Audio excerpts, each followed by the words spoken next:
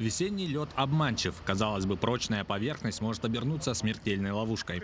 Весной даже место, по которому повезло спокойно проехать сегодня, завтра может уже провалиться прямо под колесами.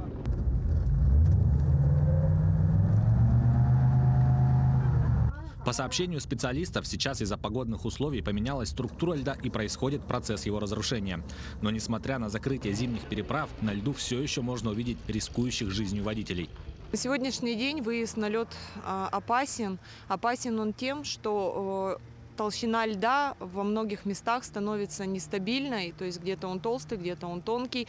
Уже в некоторых местах появляется вода, под которой может быть образована полынья, куда можно провалиться транспортному средству, ну или же пешеходу, если движение осуществляется человеком по реке. Чтобы предотвратить возможные трагедии, сотрудники ГИМС совместно с ГИБДД и административной комиссией проводят акцию «Безопасный лед».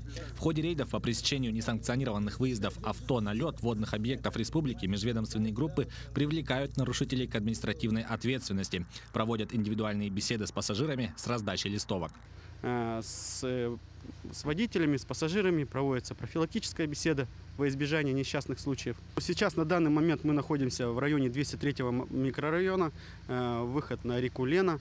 Но и также у нас несанкционированные выезды, это у нас все те, которые переправы были открыты, на данный момент они сейчас закрыты. И по ним передвигаться запрещено. Это район Деркалаха, это район Хатасы. За несанкционированный выезд на лед предусмотрена административная ответственность по статье 9.10 КоАП РСЯ с наложением административного штрафа.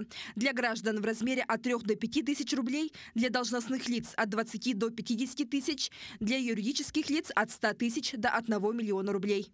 Также межведомственные профилактические группы посещают общеобразовательные учреждения и туристические базы. В ходе профилактических бесед слушателям рассказывают о правилах безопасного поведения на водных объектах, о средствах спасения, телефонах экстренных служб, а также об опасностях на ледовых переправах весной. Юрий Осипов, Павел Пахомов, Якутск.